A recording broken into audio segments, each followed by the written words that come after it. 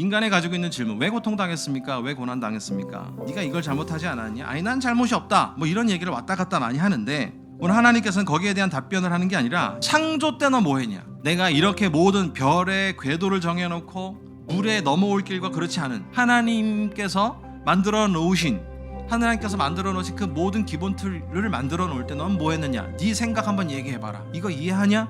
네가 뭘 더해줬느냐? 뭘 도움이 됐느냐? 이렇게 지금 답변해 주고 계시는 것이죠. 어떤 목사님은 이 욥기를 묵상하시면서 이런 얘기를 하더라고요. 우리가 하나님에 대해서 아는 것은 전체 태평양 5대양을 다 합쳤을 때의 그 바닷물 중에 한 방울과 같다. 티도 안 나는 거죠. 그런데 우리는 하나님을 다 아는 것처럼 이야기하는 거죠. 하나님이 창조의 이야기를 말하실 때는 무슨 이야기를 하시는 걸까요? 아무도 알 수 없는 그 창조의 지혜로 하나님은 모든 걸 운행하고 계시다는 거예요. 우리가 하나님에게 안 보여서, 아니면 사각지대에 들어가서, 아니면 하나님의 관리에서 벗어나서 알지 못해서, 정보가 없어서 우리가 고난당하는 게 아니라 알 수 없는, 설명해도 모르는 그 무슨 어떤 것에 의해서 하나님은 우리 가운데 고난을 허용하셨고 그 과정을 지나가게 하신다라고 하는 것을 지금 이야기하는 겁니다. 그게 뭐냐? 창조 때부터 그 모든 포커스를 너에게 맞춰 놓았다라고 하는 거죠. 하나님께서 하나님의 뜻을 나타내 보여주기 위해서 창조의 그 지혜 없음이 아니라, 네가 아무리 의로워도 나에게 도움 줄 것도 없고, 네가 아무리 악을 행해도 내가 변할 게 없는데, 이렇게 위대하고 크신, 바닷물보다도 더 크신 그분이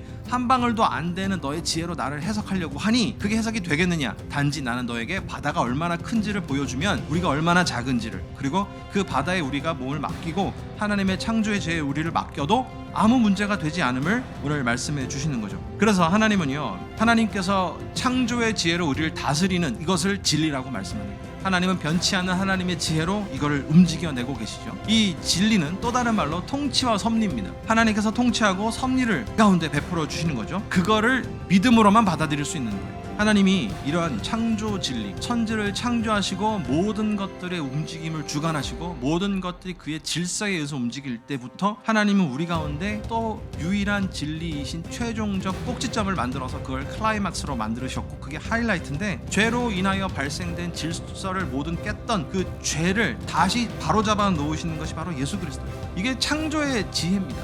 창조의 질서입니다.